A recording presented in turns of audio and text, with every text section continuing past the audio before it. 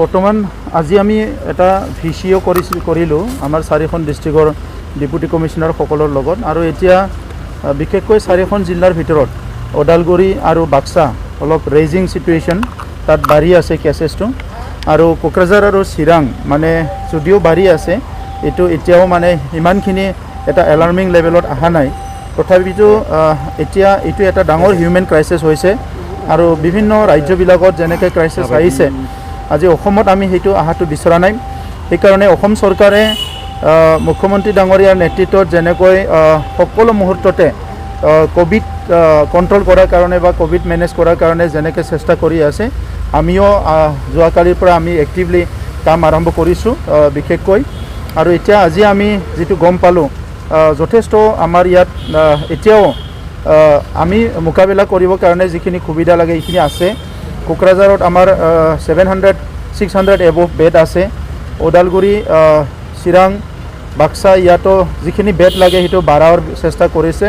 oxygen যিখিনি লাগে এইখিনি প্ৰয়োজন অক্সিজেন এতিয়ালৈকে আছে মেডিচিন আছে কিন্তু কথাটো হৈছে কি আমি যেতিয়া কেছটো বাঢ়ি যাব তেতিয়া সেইখিনি মোকাবিলা কৰাটো খুব অসুবিধা হ'ব সেইকাৰণে এতিয়া হৈছে কি এৱাৰনেছটো আহিব লাগিব আৰু এৱাৰনেছটো আনাৰ কাৰণে প্ৰশাসনিকভাৱে যিটো ব্যৱস্থা বা গভৰ্ণমেণ্ট হিচাপে যিখিনি ব্যৱস্থা লোৱা হৈছে মই পাব্লিককহে আহ্বান কৰিব বিচাৰিছোঁ যে এইটো যিটো হৈছে এইটো প্ৰিভেনশ্যনটো বেটাৰ দেন কিউৰ হ'ব কাৰণ কিউৰটো খুব মানে এটা লেভেলত খুব ৰিস্কি হয় তো সেইকাৰণে এতিয়া প্ৰিভেনশ্যন কৰাৰ কাৰণে আমাৰ যিহেতু আমাৰ হাততে আছে আমি এৱাৰনেছটো কৰিব পাৰোঁ ছ'চিয়েল ডিষ্টেঞ্চটো মেইনটেইন কৰিব পাৰোঁ মাস্ক পিন্ধিব পাৰোঁ এইবিলাক কাম কৰাটো ইমান অসুবিধা নহয় আৰু যিখিনি গৰীব মানুহ আছে তেখেতসকলৰ কাৰণে মাস্কৰ ব্যৱস্থা কৰাৰ কাৰণে আমি চিন্তা চৰ্চা কৰিছোঁ চেনিটাইজাৰৰ ব্যৱস্থা কৰাৰ কাৰণে আমি চিন্তা চৰ্চা কৰিছোঁ গতিকে এইখিনি সময়ত মই সকলোকে আহ্বান কৰিছোঁ আজি মানুহবিলাকে বিভিন্ন কাৰণত বজাৰ সমাৰত অফিচত আহিব লগা হয় কিন্তু চবে মনত ৰাখিব কি কোভিড আছে ইয়াতে কোভিডটো পাহৰি যাব নালাগে কি কোভিড বুলি এটা যিটো প্ৰব্লেম আহিছে যিটো পেণ্ডেমিক আহিছে যিটো ক্ৰাইচিছ আহিছে সেইটো যাতে মনত ৰাখি চলায় য'তে যাওক ছ'চিয়েল ডিষ্টেঞ্চটো মেইনটেইন কৰিব লাগে চেনিটাইজাৰ ইউজ কৰিব লাগে আৰু পৰাপক্ষত যিমান পাৰে আমি যদি কোনো আমাৰ নেচেচাৰী বা ইম্পৰ্টেণ্ট নাই কাম নাই তেনেহ'লে আমি বাহিৰত অনাই বনাই ঘূৰি ফুৰি মানে এইটো নকৰাই ভাল সেইটো মই আহ্বান কৰিছোঁ আৰ্থিক সমস্যাৰ লগত মুখামুখি হ'বলগীয়া হৈছে নাগৰিকসকল যিসকল দুখীয়া পৰিয়াল কি ব্যৱস্থা ল'ব নিশ্চয় হ'ব ইয়াৰ কাৰণে অসম চৰকাৰে অতি শীঘ্ৰে কিছুমান হয়তো পেকেজ ডিক্লেয়াৰ কৰিব যোৱা সময়তো ভাৰত চৰকাৰে লকডাউনৰ সময়ত কিছুমান পেকেজ দিছিলে আৰু এতিয়াও মই আশা কৰোঁ অসমৰ মুখ্যমন্ত্ৰী ডাঙৰীয়াই